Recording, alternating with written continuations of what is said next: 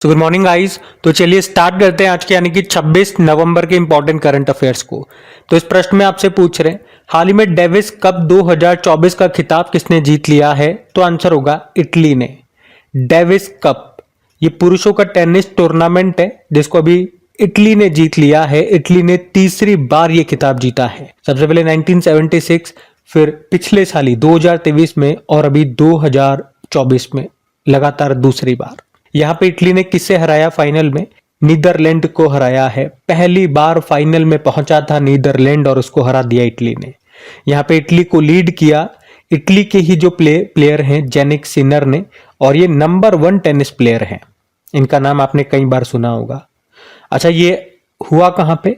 ये मेलगा स्पेन में हुआ। इसका आयोजन 19 से लेके अभी 24 नवंबर 2024 तक ये हुआ। और डेविस कप का जो फाइनल है ये हार्ड कोर्ट पे खेला गया था। अब तक इसमें जो मोस्ट सक्सेसफुल टीम रही है वो अमेरिका है। 32 खिताब जीत चुकी है इसके।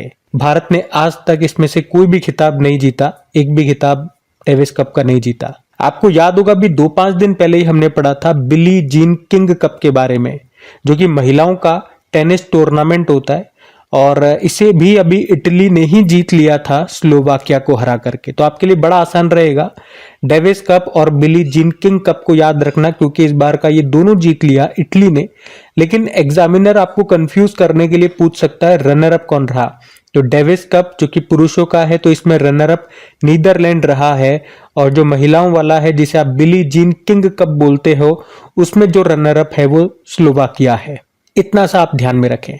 और टेनिस की जब भी बात आई है, सबसे इंपॉर्टेंट पॉइंट तो मैं आपको ये रिवाइज कराता हूं कि जो इस साल के 4 ग्रैंड स्लैम हुए हैं वो आप ध्यान रखो, यहां से एग्जाम में डेफिनेटली प्रश्न आएगा। तो साल के जो 4 ग्रैंड स्लैम है कौन कौन से हैं? Australian open, French open, Wimbledon open और यूएस ओपन। और अगर हम बात कर रहे हैं ऑस्ट्रेलियन ओपन में मेन सिंगल का टाइटल किसने जीता? तो जेनिक सिनर ने, इटली के हैं। और इसमें वुमेन सिंगल जीता अरेना सबालेंका ने, बेलारूस के हैं। और मेन से डबल का खिताब जीता है रोहन बोपन्ना और मैथ्यू एब्डेन ने, ये ऑस्ट्रेलिया के हैं। रोहन बोपन्ना ने अभी रिटायरमेंट ले लिया। और जो ऑस्ट्रेलियन ओपन अगर आपको याद हो गया तो यूएस ओपन भी याद हो जाएगा, क्योंकि सेम है। मेन सिंगल और वुमेन सिंगल दोनों सेम के सेम है। बाकी फ्रेंच ओपन में बात करें तो इसमें वुमेन सिंगल जीता है इगा स्विटेक ने, वो पोलैंड से हैं। और मेन सिंगल कार्लोस अल्काराज ने जीता, वो स्पेन से हैं। विंबलडन ओपन इसमें वुमेन सिंगल जीता बारबोरा क्राजिकोवा ने, चेक रिपब्लिक से है। और मेन सिंगल कार्लोस अल्काराज ने जीता, वो स्पेन से है। देखो, फ्रेंच ओपन और विंबलडन ओपन दोनों में मेन सिंगल जो जीता है वो कार्लोस ने जीता है, तो याद रखना आसान रहेगा। यहाँ पे कई बार स्टैटिक प्रश्न बन जाता है कि कौन सा किस कोर्ट पे खेला जाता है। तो ऑस्ट्रेलियन ओपन और यूएस ओपन हार्ड कोर्ट पे, फ्रेंच ओपन क्ले कोर्ट पे, तो विंबलडन ये ग्रास कोर्ट पे खेला जाता है। ये आप ध्यान रखें, ठीक है। अगला प्रश्न देखते हैं। फिर अगले में पूछ रहे हैं कि अभी हाल ही में किसने अब कोई बहाना नहीं नाम से एक कैंपेन शुरू किया? तो आंसर होगा अन्नपूर्णा देवी। कौन सा मंत्रालय इनके पास? केंद्रीय महिला एवं बाल विकास मंत्रालय। तो नाम है इनका अन्नपूर्णा देवी। और अभी इन्होंने नई दिल्ली में अब कोई बहाना नहीं नाम से एक राष्ट्रीय अभियान शुरू किया, एक कैंपेन शुरू किया। इस अभियान का मुख्य उद्देश्य है लिंग आधारित हिंसा को समाप्त करने के लिए सभी हितधारकों जैसे कि जनता से और सरकार से सक्रिय कदम उठाने के लिए अपील करना। यह अभियान समाज में जागरूकता फैलाने और लोगों को इस गंभीर मुद्दे पर विचार करने के लिए प्रेरित करेगा। इस पहल के तहत सरकार लिंग समानता को बढ़ावा देने, जेंडर इक्विलिटी को बढ़ावा देने और महिलाओं के अधिकारों की रक्षा करने के लिए विभिन्न कार्यक्रमों और वर्कशॉप्स का आयोजन करेगी। मतलब एक लाइन में कहूं तो इस अभियान, इस कैंपेन का उद्देश्य है लिंग आधारित जो हिंसा होती है उसको समाप्त करना।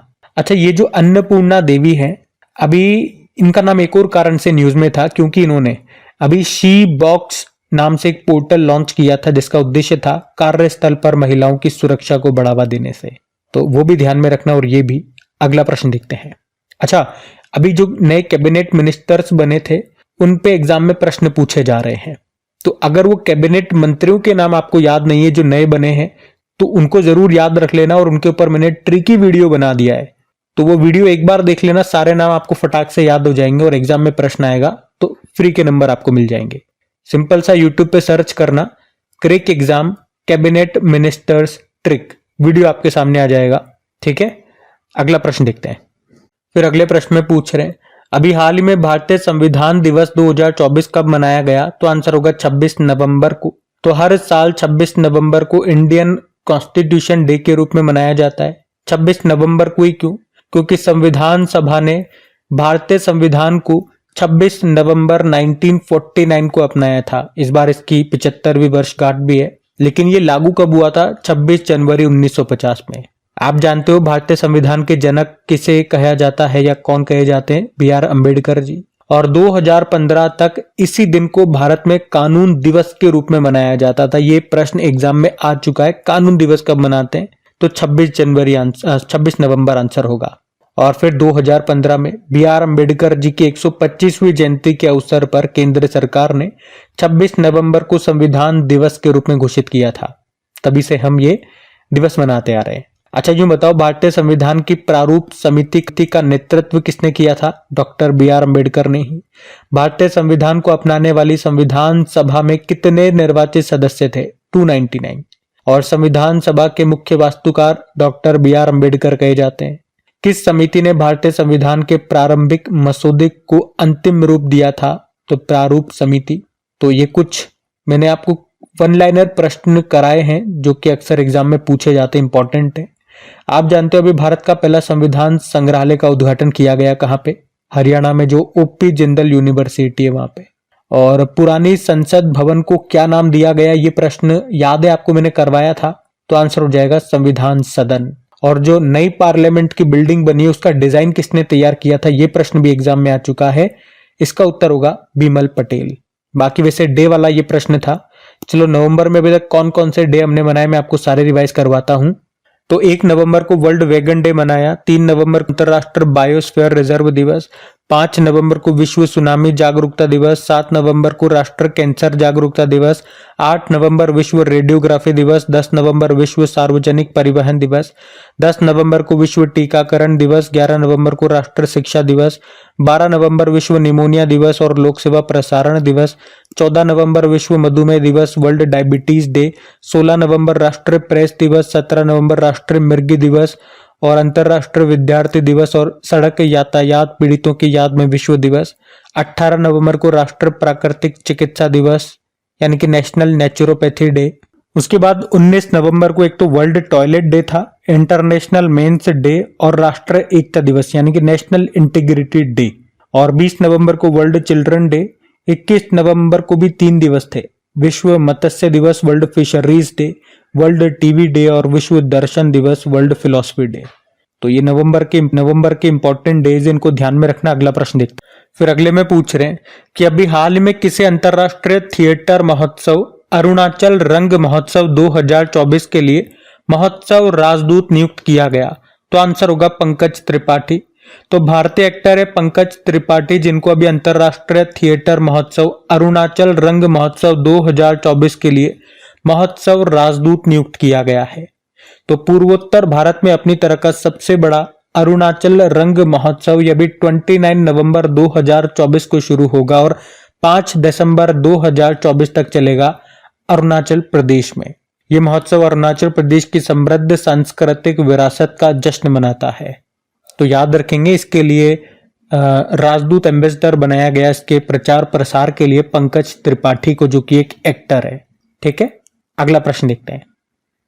फिर अगले प्रश्न में पूछ रहे हैं कि नवंबर 2024 में विश्व सैन्य कुश्ती चैंपियनशिप 2024 का आयोजन ये कहां पे किया गया? तो आंसर होगा आर्मेनिया।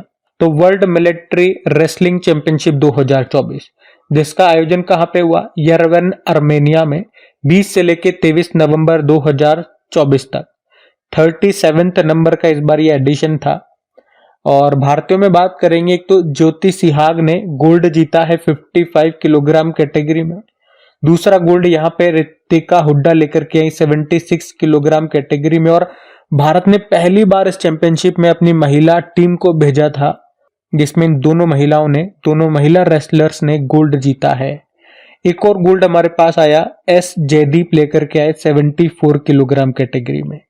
ब्रॉन्ज वगैरह भी आए हैं, लेकिन मैं आपको गोल्ड के नाम याद दिलवा रहा हूं, इनके नाम ध्यान रखना। और रेसलिंग से आपको याद आएगा विनेश फोगाट का नाम, अभी संन्यास ले लिया इन्होंने इसी साल पेरिस ओलंपिक के बाद। और एक साक्षी मलिक है, इनका नाम भी न्यूज में था, ये भी एक रेसलर है। लेकिन इनका नाम न्यूज में क्यों था? क्योंकि अभी इनकी ऑटोबायोग्राफी आई है जिसका नाम क्या है? विटनेस।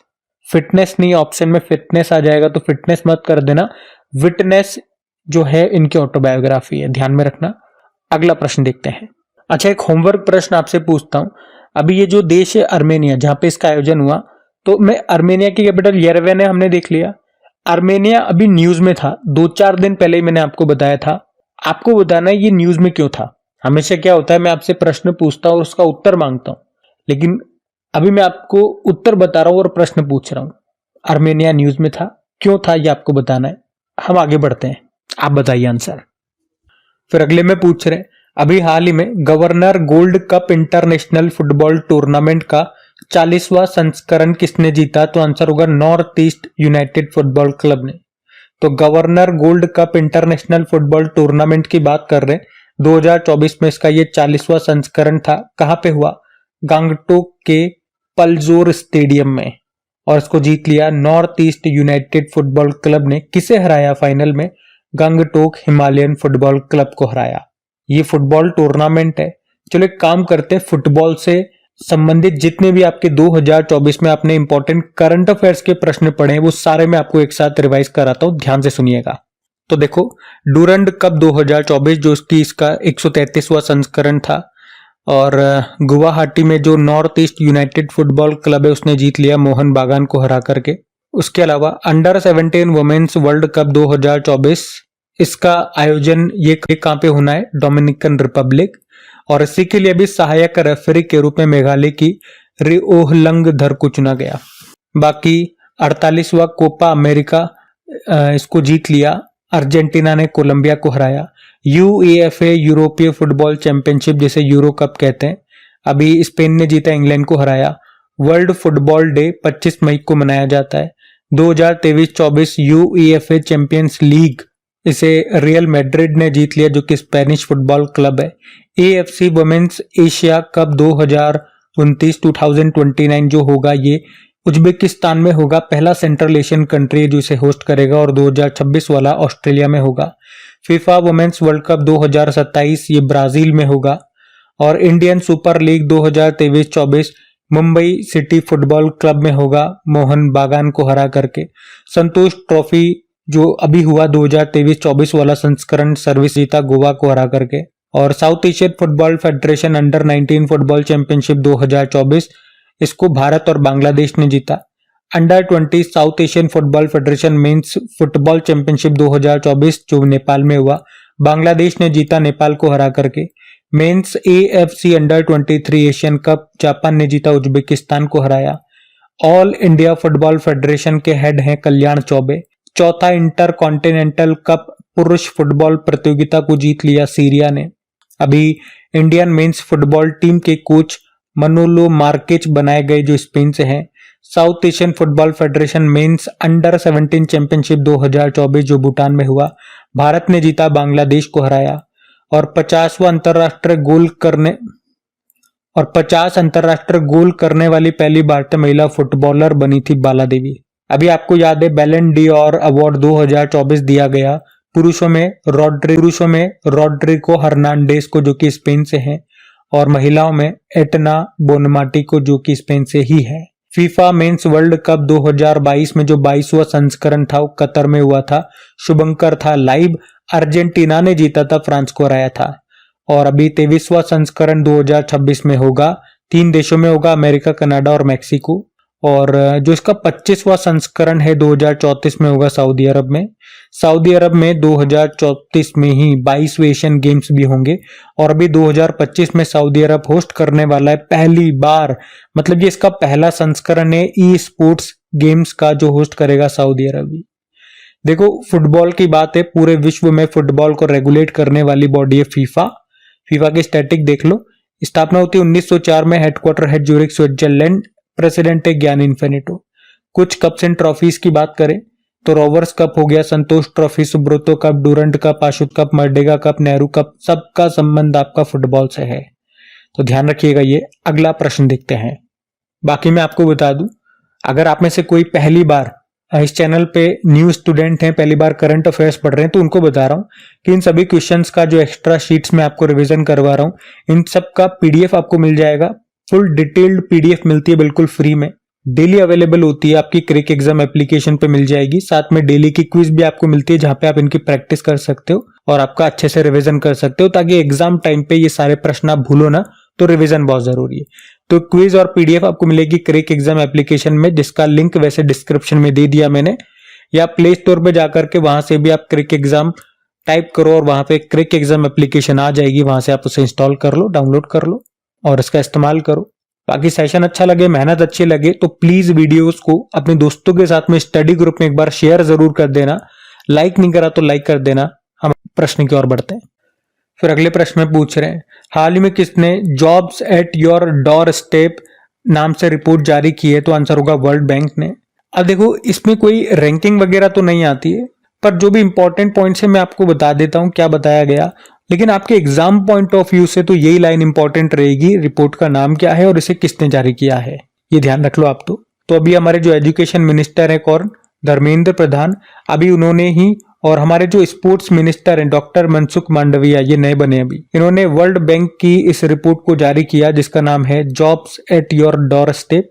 तो इस रिपोर्ट में बताया गया कि कौशल शिक्षा यानी कि स्किल एजुकेशन को कैसे बेहतर बनाया जा सके, ताकि जो कौशल, जो स्किल्स स्कूलों में सिखाई जाती है, वे उस स्किल को यूज करके उनके इलाके के आसपास के जो इंडस्ट्रीज हैं, जो उद्योग हैं, उनकी जरूरतों को पूरा कर सके।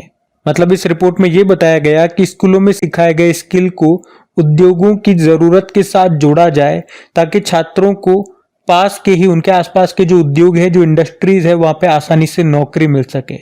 तो इस रिपोर्ट का उद्देश्य है शिक्षा और रोजगार के बीच के अंतर को, गैप को कम करना।